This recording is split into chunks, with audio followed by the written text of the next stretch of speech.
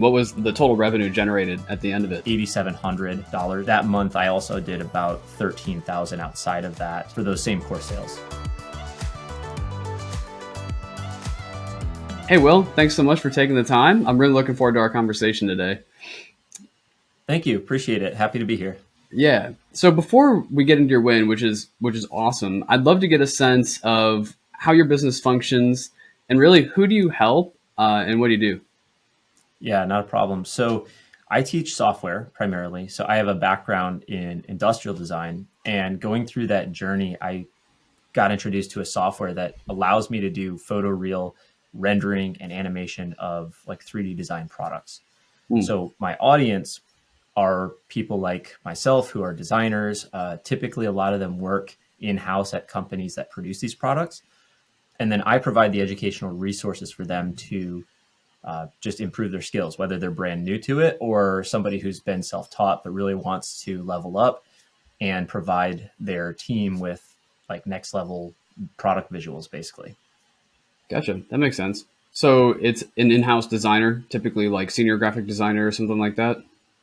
So to clarify, 3D design is going to be a lot different than 2D design. And to distinguish is basically like a graphic designer is going to be building stuff that you'll see in Photoshop or Illustrator, that type of thing. So in my Gotcha. case, a lot of the people I'm working with are CAD professionals. They're doing 3D designs in CAD software. It could be something like SolidWorks or Fusion 360 or 3ds Max. It really depends on the tools that they're using.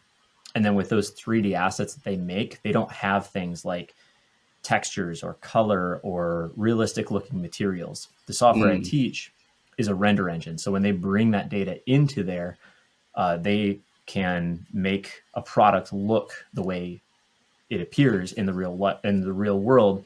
And then the render engine does all the simulation for light and material properties and stuff. So it's this cool intersection between like art and more of a technical side where you have to kind of balance the understanding of, materials and physics and light and stuff.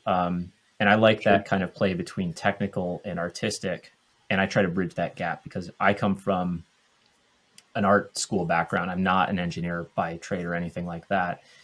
But I learn a lot of the technical stuff so I can teach it in a way that a creative person can then run with those skills and not feel overwhelmed like they have to go figure out all the technical stuff. Gotcha. Okay, that makes sense. So your audience skews maybe more your background in engineering and construction types. So industrial design, a lot of people who work in-house, they're going to be designing stuff like consumer electronics, like, say like Okay. a mouse like this, or I've got my AirPods here, like an industrial designer, like helped come up with the shape and the design and the materials and the functionality of it. So Gotcha. it's definitely, it's definitely interesting because a lot of people sometimes don't realize how a lot of the products they interact with, there are teams of people who are coming up with creative problem solving, and they're using those skills to make products better for the end user. And what I teach is really just a way for them to go from this technical kind of raw CAD data and turn it into something that they could put into a slide deck to present to an internal team. So they say, we're looking at these 3 different designs. Which one do you guys like better? And in order to present those ideas, they need to look like they're a photograph of the object before it even exists in the real world. So that's really what I'm helping them do, is take something that doesn't exist and visualize it in a way as if it's been created. Almost like visual effects in the film industry. It's just that the tools I use and teach are specifically designed to work with products, not what you see on the cinema. Yeah. Okay. Interesting. That seems like exactly what you said, combining some amount of imaginative art and like the physical technical ability. That's really interesting. So how do you teach this? Or is it one-on-one coaching? Is it primarily courses? What's the business model? Currently, right now, I'm doing all pre-recorded content. So right now I sell courses. I have a few flagship courses. Those are the big ones. I tend to go a little bit overboard with those. My first one I made a couple of years ago was 15 hours.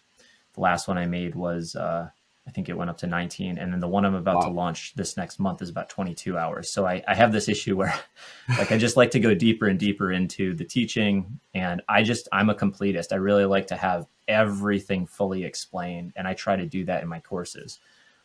Before that, I did teach in person on site. So the software I teach, I was employed by the company that makes it. And so I was a global training specialist. So I would go and go out to a design team and I would teach them for 3 to 5 days, usually full 8-hour days. And I really got used to teaching in person, covering the material, answering questions, and things like that. And when I wanted to stop traveling, thankfully it Mm. was before COVID started, I basically decided to do this on my own, but I wanted to build. I also like doing like YouTube content, like fun videos is like Mm. fun for me. Like they're not funny, but I like doing Yeah. YouTube content as well. So I wanted to merge like the fact that I like video content creation and I like to teach. So I wanted to kind of bring those together because it's infinitely more scalable if I can sell a course to 1,000 people. I can't do 1,000 like week-long trainings, it's just, yeah. Right. That makes sense. Okay. So you'd already been kind of in teaching mode on this, and you knew that the need existed. So that kind of catapulted you into this. And I take it that it's like a highly visual skill set too. So that probably lends itself to the video content side as well. Exactly. Yeah. So the thing is when I left my last job where I had an employer, I was just traveling too much and that was just really hard. And so I also, when I traveled and worked with these companies, a lot of them said like, we appreciate you teaching us, but the truth is like when things get busy, we just know that we can't output this type of stuff. So like, Mm. can we hire you to do this? And I just had to say no for years to that answer, to that question, not because I did like conflict of interest, just because I didn't even have the time. So when I left that job, I did freelance. I offered my services for about 2 to 3 years after that. Mm. But then I had this like after a couple of years of taking a break from teaching, I was like, man, I really wanted to put this course out. So I kind of did it just to like Mm. scratch that itch. I didn't actually plan to start a business doing that. That Gotcha. first launch went quite well. And basically since then I haven't looked back. I just slowly tapered off my client services and went full into course sales and teaching. Okay. That makes sense. I'm curious to drill in just a little bit further on that because I think a lot of people would have burnt out and maybe quit the industry altogether, but you were able to parse out just the specific fact you didn't like traveling, realize you wanted to do your own work, and then also realize that the teaching aspect was important beyond just freelancing. I'm curious if you can unpack your mindset and, if there was a moment when you decided it was time, was that scary? And then kind of that experience of starting out. Absolutely. I mean, I had one stint where I freelanced prior to this from like 2014 to 2016 and that was hard. That Okay. I did not necessarily want to go back to that because those were the hardest, leanest years of my life and I Mm. learned a lot about kind of like what not to do. The good news is I came into it the second time with a lot more confidence because I had 3 years of industry relationship building and the confidence of presenting in front of literally every top brand you can think of, every like big name aspirational brand. Doing that enough, I realized like the people working at those companies, they don't necessarily know more than I do. Like they're all just figuring it out like I am. So Mm. I think coming into it with a level of confidence had a big impact as well. And then I made sure I saved like a year's runway, like financially before I did it too. So it was definitely a calculated approach. And so I think I had the mind that I wanted to back down almost a year before I actually did. Okay. And then I just kind of, I did the freelance work for a while. Freelancing was also pretty tough because I didn't juggle the clients as well. Like that's not my strong suit. I'm one of those people who focuses on one project at a time. I have a lot of friends who freelance well and they can do with like 3 or 4 clients at once. And that's Sure. where I struggled a lot. So in my case, because I had that background in teaching, um, like I said, the first course I did, it was really more like I wanted to do it because I felt like I had that in me. It's Okay. not that like everyone was asking for it. I just wanted to do it because I felt like if I waited longer, I would get rusty and I just maybe wouldn't even release it. And it's just like, I wanted that out of my system so I could mentally move on. I didn't even know that it was Mm, going to be successful enough for me to then focus and return to the teaching. that makes sense. Okay. Honestly, there's probably an entire interview just on how you exited and how you started your own business, because I think the calculated approach is really rational compared to a purely impulsive decision to jump ship. But I'd love to drill deeper into the course you recently promoted. Tell us, like, what's the core angle on that, and the price point, and then maybe we can get into the campaign a little bit. But just tell me about the course. Yeah, so right now the way I actually have a lot of offerings and I'm in the process of narrowing them down because to me it feels a little bit too much. Like I feel like when someone arrives to at my store, there's I don't know 8 or 9 options and it feels a little overwhelming, I think.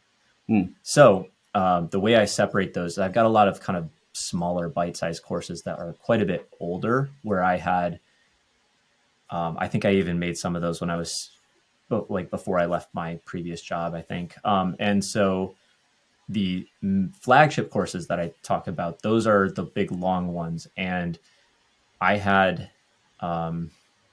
so those courses basically are created to take somebody from like they're brand new to the software to like fairly competent enough where they could, with a bit of practice, of course, the Mm-hmm. knowledge and in the kind of wholeness, the complete package of what I teach is enough for them to take those skills and like get a job using that tool or even be a freelancer themselves if they felt like it. Okay. And that's my like it's called the Keyshot Rendering Masterclass. So like that's my main course. I followed that one up a year later with an animation course, which is basically like the first one is like a look into the software as a whole, and then I didn't touch animation at all in there. And then the second course, I took people through all the animation tools. And what makes my courses a little bit unique, I think, or something that I like to share is they're both project based as well as feature based. So I like to Mm. go through and run through how each feature works in a really consolidated, like tight video, almost like a reference guide. And then there's like the project based lessons that when we're done with that, I bring them through an entire like beginning to end where I don't skip anything. And that's how the Mm. courses become so long. But that's also how I think the learning gets done because it's not all theoretical, it's applied. And so back to your question about the promo I ran in January, I did a price increase campaign and it was basically increasing the prices of all my courses, like Okay. 20% across the board. And so um, I'd heard from a few people, they thought I was a bit underpriced. And of course, me just wanting to kind of help my business grow, I did feel it was time to increase those a little bit. So I ran this campaign and and I just basically notified my email list that prices would be going up.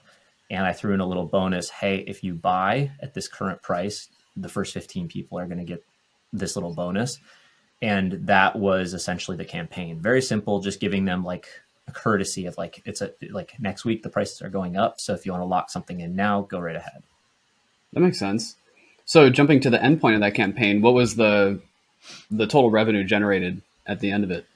Yeah. So based on what I know, so I'm not like a metrics wizard. So it's hard for me to attribute the actual like how many sales came directly out of that campaign. Hmm. Now, from the reporting I have in active campaign, the best guess for me is $8,700 about. That's not to say there weren't sales that happened in that 5 day window that may have been influenced by the campaign, but were not necessarily like a trackable purchase through my links and stuff like that. So that month, I also did about 13,000 outside of that for those same core sales. So all in all, the month, and there was a couple other little things as well, but all in all, it was a good month. It was a lot higher than my typical monthly revenue, maybe about double. Sure. So definitely between the actual offer in the campaign as well as I think me just it's like you kind of have to remember like send emails, tell people that you have something that can help them get what they want, and remind them how to get it and let them know how much it costs and what they'll get out of it. And so again, I think, whether it was the $8,700 that I think I can attribute, or maybe it was a bit more, hard to say, but all in all, that month that I ran that campaign was a good month for me, for sure. Yeah, sure. Rough math, that's 21, 22 grand, which is definitely a good month by, I think, most people's standards. And especially, what, are you still a solopreneur, or do you have contractors on your team? Yeah, it's just me. Yeah, that's great. That's great. That would give you margin totally to hire people in the future too. Tell me how you structured the campaign. What was I know that the core angle is increasing the price, but yeah, what were the emails like? How many days did it run? Just unpack it a little bit. Yeah, and I'm going to do my best to remember because it's been a few months have gone by. I've been really Sure. busy and kind of put off talking about this for a little bit. So reaching back into the archives, I think I ran a campaign that was basically 5 days, and I think there were or probably 6 emails that went out over the course of that period. So it was the type of thing where I announced it on a Monday morning. I always email my list Mondays at like 6 a.m. Eastern, 3 p.m. or 3 a.m. Pacific. And so my email or my list is already used to getting those emails. I typically Mm, have a 35 to 45% open rate, just depending. And so I wanted to kind of keep it on track. So they just assumed it was another weekly email. mm, And then, of course, I mentioned, hey, like this is a big announcement. It's time. I've decided that I'm going to raise the prices of my courses. And I gave them a few reasons, et cetera. And what happened was there was an email each day. And then finally on that last day, I think there was a reminder that came out, I think 4 hours before the campaign closed. gotcha. And then it just closed at like Friday at midnight. And so those emails, I'm pretty sure I based it pretty closely to like a product launch campaign, not too terribly Mm, different. It's a lot of like assuming that maybe somebody hasn't come across the product before, or maybe they've heard about it, but they haven't really gotten the full spiel. So start by talking about a little bit about my story. I try to put a lot of stories and anecdotes in there if I can, just because try to keep that same vibe and relationship that I have in my normal newsletters. yeah. And basically let them know what was happening, price was going to go up, how much it was going to go up by, why it was going up, as well as to give them kind of this idea of like what they stand to gain if they take advantage of it. Sometimes we all need just a bit of a prod to take action, especially if it's something that feels daunting or scary. Anytime we're trying to learn something new, or if someone wants to like take a leap where they're going to level up in their job or take a pivot in their career, just trying to give them that nudge and saying like, this is a product that will help take the guesswork and trial and error out of it. I'm condensing 10 years of my expertise into this. So the value's there, Hmm. try to provide testimonials and sort of social proof, things like that. So it wasn't revolutionary. And then I think I also included I guess one thing I did a little bit different was I included a bonus, which is something new for me. I've always run campaigns based on discounts. I'm trying Mm, like fair enough to say I think I'm out of that by now, but like it's been a bit of a mental shift since joining GU, where my coach was like, yes, you can run sales, but like how about you keep your prices where they're at and add value as a kind of a limited bonus, and then that really is going to help your bottom line. And that's absolutely true. And so what I hmm. did this time around to do that was, instead of offering, like, because it was a price increase campaign, already the price was locked in. I didn't have to discount it. I was Right. telling them the opposite. It's going to go up, so take advantage of this. Hmm. And then I also spent a couple weeks putting together a mini course that I don't even sell, actually. It's not available. And I'm keeping Okay. that kind of in my back pocket because it's applicable to everyone in my audience. It's called art direction for product rendering. So it's the less technical. It's not about button pushing. It's like, how do we compose a nice image? How do you deal with colors? How do you light this product? Like things like that, that a lot of my audience can struggle with. Mm, It's like maybe an hour and a half, and it's just a really good, like, condensed guide. So I put that together, and I made sure I made them aware of what that was as a bonus offering as well. And I said the first 15 people to order will get this. So Yeah.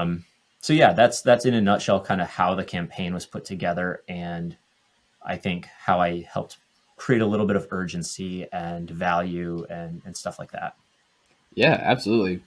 I mean, I think you touched on a lot of really good points there. There's maybe quite a lot to unpack if we wanted to. I think some of the key things you mentioned, it sounds like having a legitimate justification for why the price is going up, and then also you're clearly demonstrating the value. You've got the testimonials in there. And I love your point on the mini course and not selling on discounts going forward. It's actually pretty amazing just running the math on how small top line price increases affect profit at the bottom because it has no bearing on additional cost.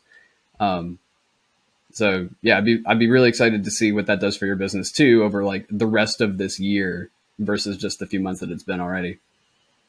Yeah, absolutely. I think that's the easy thing to forget is you run a promo once and that's a nice cash event. But if everything is increased 20%, all things being equal, your profit should go up 20% at the end of the year. That's a healthy business growth.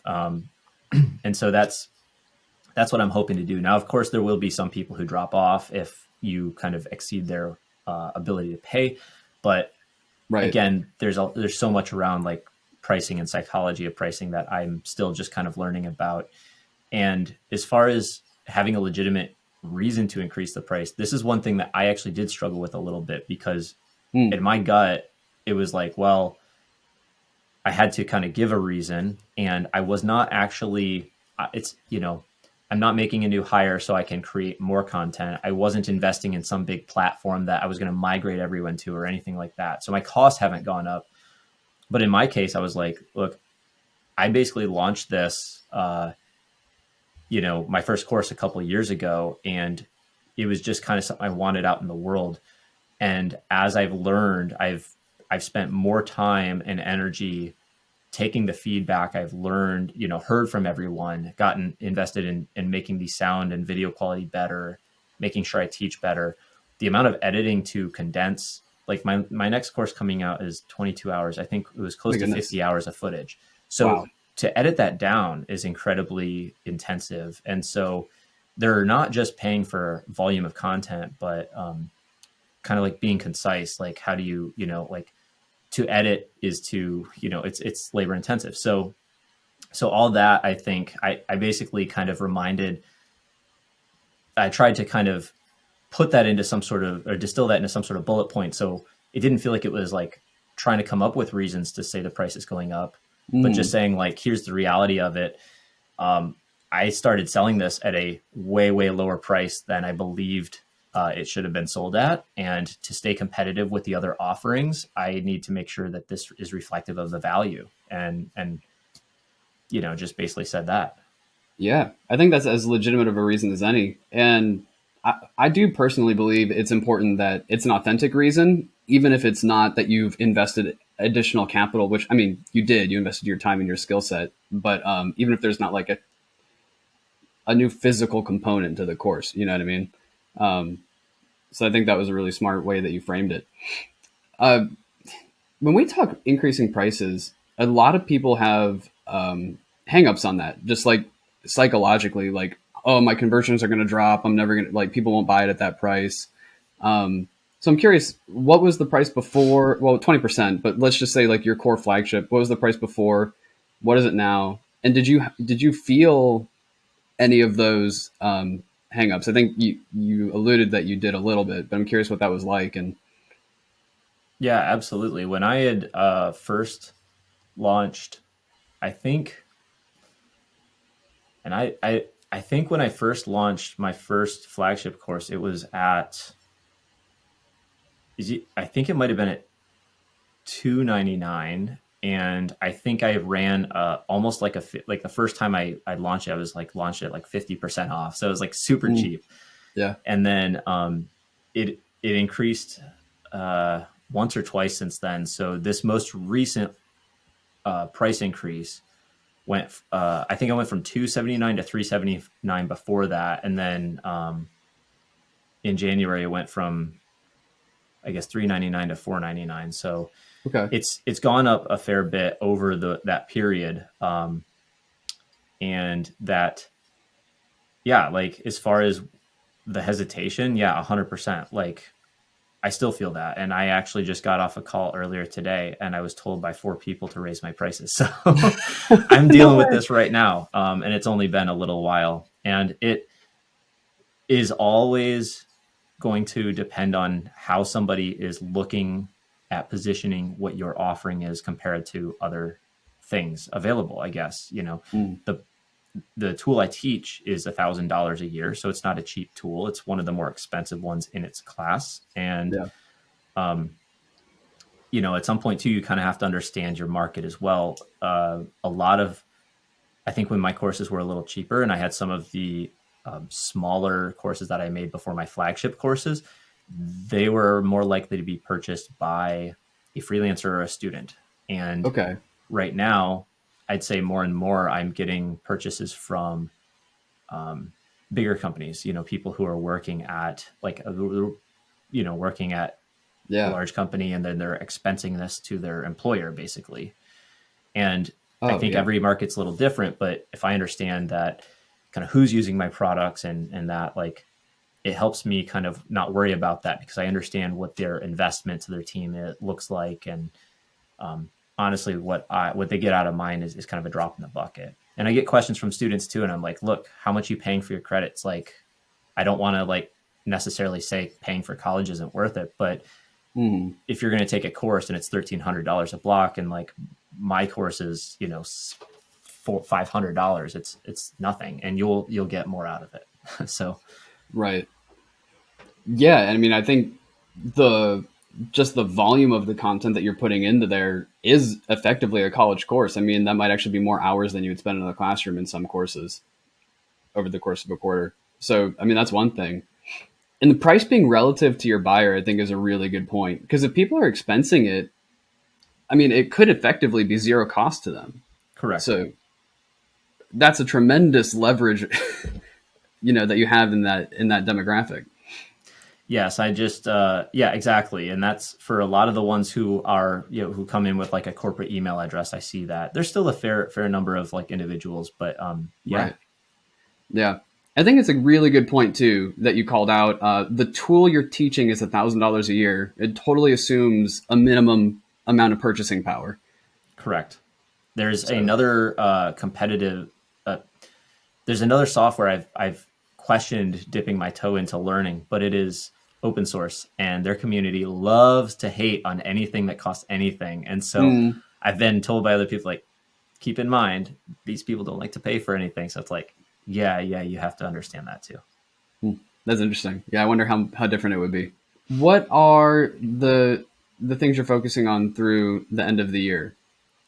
So right now, I have a course launch in front of me. So I am today I'm working on the sales page and getting all the presentation, the promotion, basically promotional material, the messaging, the imagery, all that stuff put in place. And then I actually had a pretty successful launch this time last year with my last course. So I'm going to take that same exact template or campaign, swap out the information for my new one and run that, see how it goes within the next like 3 weeks or so. And then after that, so I'll have 3 of these flagship courses out, which will really encompass kind of like all that I want to teach about this software. Hmm, And so I have a decision to make after this, which is like, how am I going to keep this content fresh? How often do I need to refresh it? And then look at some high level strategies as far as like, I'm considering going in directly to a lot of these companies who come to me and say, "Hey, we have a team of 5 designers. We'd love for you to come train us." And I'm like, I don't really do that anymore. I'm sorry. So hmm, I'm thinking about coming up with services that I can offer larger companies who want their teams to use this tool well, finding hmm. ways that I can provide them value in a way that doesn't compromise the freedom that I've built here, which is I don't Right. really interface with clients. I don't have any hours other than when I want to work type thing. So I'm trying to balance that, and really between now and the end of the year, that's what the game plan is, to just kind of figure out how to add another revenue stream that doesn't take over my life, essentially. Yeah. That makes perfect sense. And maybe a question to ask in that vein too is, just what's the price point that would justify some of the things that they're asking for? If it was a workshop, could you charge a corporate client 20 grand to come teach for a couple of days? Like, actually, probably. Yeah, I think so. I mean, I know that when I was doing freelance before I stopped, I think some of the projects I was doing were in the realm of $30,000 per engagement. Yeah, And that was maybe 6 weeks worth of work. Now, that's not everyone. That may have been a special case, but sure. the idea is that you have to keep in mind, again, who is buying, what's the value they're getting out of it. If it's a large customer who has products on every shelf in Home Depot and you're working with them to get something, part of that package that they're selling just right, they're investing maybe $500 million in that product's launch that year, or whatever that is. Yeah, It's really a drop in the bucket to say that your services to get them across that finish line will be, tens of thousands of dollars. So I need to basically kind of assess where and how that is, and focus more on, I think, building something that their team can, like, more systems, standard operating procedures, templates, best practices, things like that, where I'm not on the hook for delivering the final, but taking the team and making it a stronger asset for the company. I think that's a stronger value proposition. And it's more scalable. So in that case, yeah, I'd love to be able to have a package that's $30,000, $40,000, $50,000, depending on what the client is. yeah, absolutely. That makes perfect sense to me. What would you say, back to the kind of the psychology and emotions of raising prices? There are a ton of people out there who have way too many clients and they're not charging enough. They're just burnt out and they're stuck because the prices are too low. What do you say to them? What's your bit of advice?